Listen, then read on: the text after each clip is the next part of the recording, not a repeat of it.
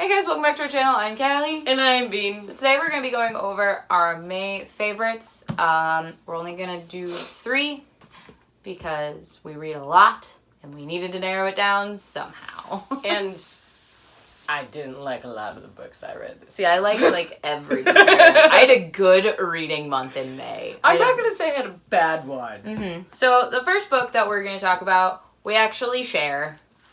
We both loved Illuminae. Illuminae by Amie, Kaufman, and Kristoff. We both gave this 5 stars. We talked more about it in our Illuminae book talk, which we will link below. So if you want to go watch that, you can watch us debating and yes. It's unedited, I'm sorry. I don't know what happened. YouTube hates me. But yeah, we really enjoyed this. I really enjoyed it because it kept me on my toes. I really liked the format. If you don't know and you live under a rock, this is formatted in the form of documents. So there's IM messages, there's illustrations, there's an AI, there's surveillance footage. It's just a big conglomeration of files, hence why it's called the Illuminae files. I liked it because I actually really enjoyed the plot of it and the ideas, and I absolutely loved the characters. I thought they were great. The characters are awesome. And I love sci-fi, and I think finding a good sci-fi and YA is difficult, and look, we found one! I found another one, which I'll talk about later. So, my next favorite for the month of May was Caraval. Actually, the entire Caraval series. I'm just going to hold up one book, though. By Stephanie Garber. I binged this entire series after finale came out, and I thoroughly enjoyed it. I read the entire series in the span of a week because I could not put it down. It was so good, so imaginative, so just quirky and adorable, and I loved it. I gave this one, I think I gave Caraval 4 stars. Overall, I gave the series 4.5. There were a few things that I didn't care for. It was a little slow. The characters got kind of annoying at times, but I had to keep reminding myself that they were 17-year-olds. And 17-year-olds are annoying. Exactly. But overall, the magic system was really cool. The Caraval, whole concept I found fascinating. And just as each book progressed, they just got better and better. Okay, the next book I'm going to talk about is Kingdom of Needle and Bone by Mira Grant.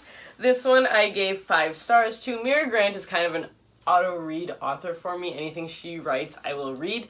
And this was actually a novella of hers that came out, I believe, last year. Don't quote me on that, I don't remember. It follows this world, but in Florida, where a deadly virus has broken out, and it follows the doctor whose niece was basically patient 0, and she is going through trying to figure out what's causing this disease, and she ends up creating a haven for those who have not been infected. And what this disease does is it originally presents as smallpox or as the flu, and it just keeps progressing, and eventually people just collapse and they die.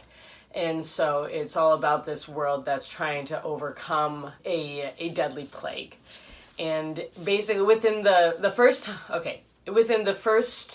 round of this plague going through the world, it knocks out 1/3 of the population. Ouch. So it does some damage. It does some pretty heavy damage here. And all around the world, these little settlements of survivors are created, and they're basically walled cities that are on nature preserves or anywhere where humans have not been before, that keeps those who have not been infected away from everybody else. And I kind of was a little iffy going into this because it is a novella, so there wasn't a lot of time to develop the characters, but Mira Grant, she knocked it out of the park. I loved it. It was great. Highly recommend it. The ending I did not expect, and I will not say more than that. Highly recommend that one, and definitely one of my new favorite sci-fi books. So the last book that I chose for my May favorites was Again But Better by Riccio. I don't do contemporary.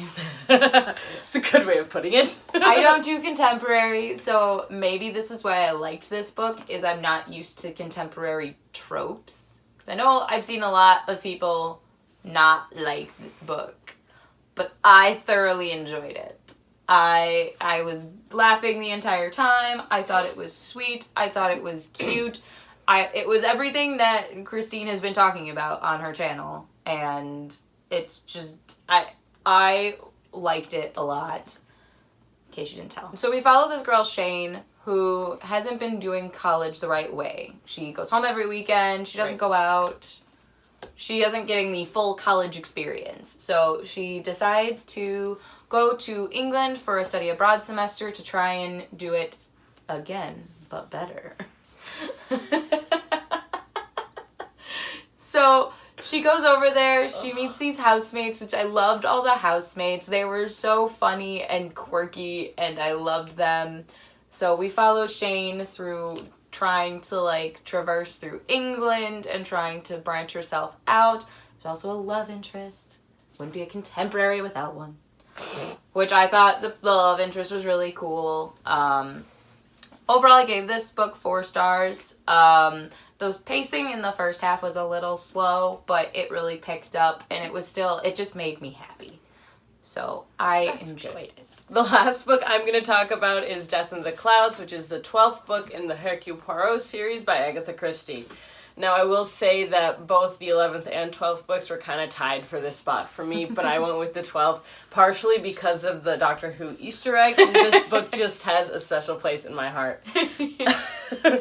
But this book follows Hercule Poirot, who is our Belgian detective, who is very quirky and very fun, and he is on a plane and he gets airsick, and and then a woman on the plane is murdered, and he ends up having to solve the murder.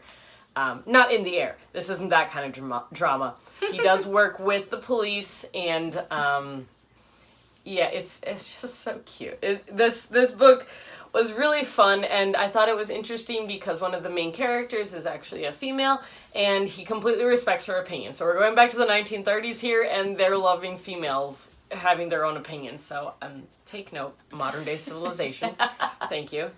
But I just thought this one was fun. Each of her books are so different. But yeah, I gave this one 5 out of 5. So those are our top 3 books in the month of May. If you want to see all the other books we read, we have all of our recent reads previously posted. And if you want to keep up live with us, check out our Goodreads pages, which are going to be linked below, because we spend a lot of time on Goodreads. A lot. Probably too much. Probably too much time, but we're always updating on Goodreads right now, and you can keep track of I think I'm only reading 5 books at a time right now. I only read 1. Yeah, you read 1 book at a time. I read up to 10, so that's how it goes. She's a crazy person. Yes, I am. But yeah, everything is linked down below. Instagrams, our joint, our individuals, even Brittany's stuff, all the Goodreads, the email that you can, for business inquiries, all of that and everything under the sun is We are taking review requests, so if anyone wants to suggest a book for us, we would love to see and hear any of your recommendations. Yep. And click the bell icon if you want to be notified whenever we post new videos. We post Tuesday, Thursday, and Sunday now. Yes. So it is 3 days a week. So keep an eye out for that. Currently, I am reading Aurora Rising by Amie, Kaufman, and Kristoff. This is a new release that just came out in May, I believe. Mm-hmm. So naturally, after finishing the Illuminae files, I saw they had a new book come out, and I needed it in my life. So that is what I'm currently reading. And this is the pretty version. This is the Illuminate version that I got, and I love it so much. It's got sprayed edges. It does. It's pretty in pink, and I actually hate pink, but I love this cover. I don't know why, but I do. And the book I'm reading right now is actually an ebook. I'm reading Magic for Liars by Sara. All right, so we will see you in our next video. Thanks for watching. Bye!